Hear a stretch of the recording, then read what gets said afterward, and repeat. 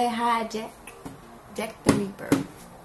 It was really tough to make, but I'm going to show you the whole process. If you ever have seen Jack the Reaper in real life, he looks a bit kinder and more human-like, but the guys from the rooms wanted him to look more scary, creepy, and they found a picture from, I guess, the game Assassin's Creed, and this guy came up as Jack the Reaper.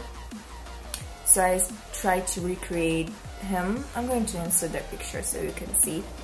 And this is what came out, so let's watch the process. So this time the figurine doesn't have a face, so I'm going to have to create it with a glue gun. But later, like in the previous ones, I'm going to use old makeup brushes, acrylic colors, professional brushes, and a fixing spray for acrylic colors. So for the eye, I have used a marble that is flat on one side and round on the other side, and I have hand painted the eye in it on the flat side. Next, what I'm going to do with it, I'm going to glue it onto his face where probably the eye should be, and I'm going to create the eyelid with the glue gun around the marble.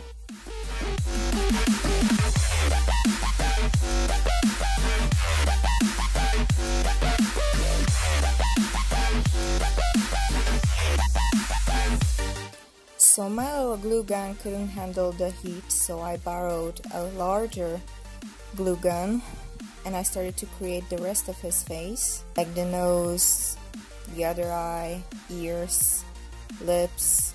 Later on, I'm going to put a cloth on his head, so it's best that the rest of his face is also glued, because next I'm going to show you how you're going to attach the cloth on his face.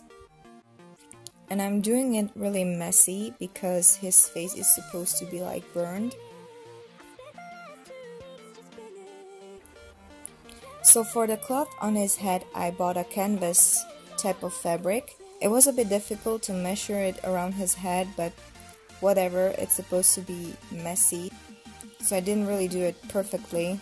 I have just indicated with pins where approximately his head is supposed to be. And of course the next step is to sew it all around, and it's going to look like a bag.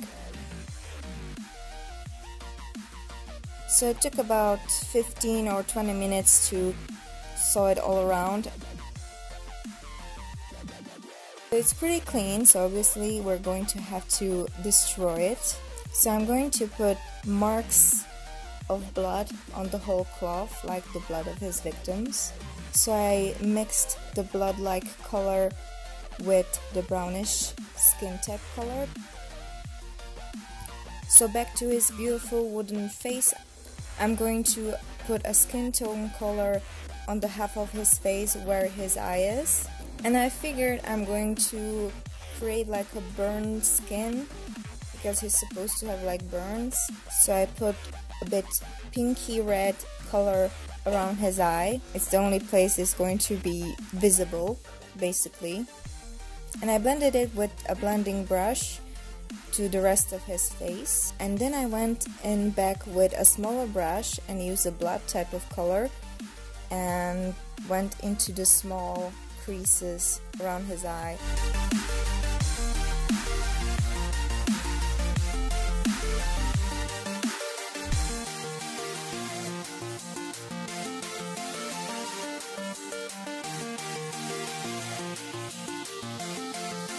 So after the color dries, I'm going to put the cloth on his head, and I'm going to cut out a hole where his eye is.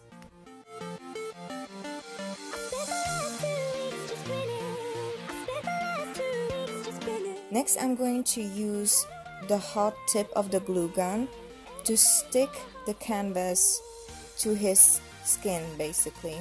This way, his features are going to be more visible, like the nose, the lips, the ears, and also the texture underneath the cloth is going to be more visible.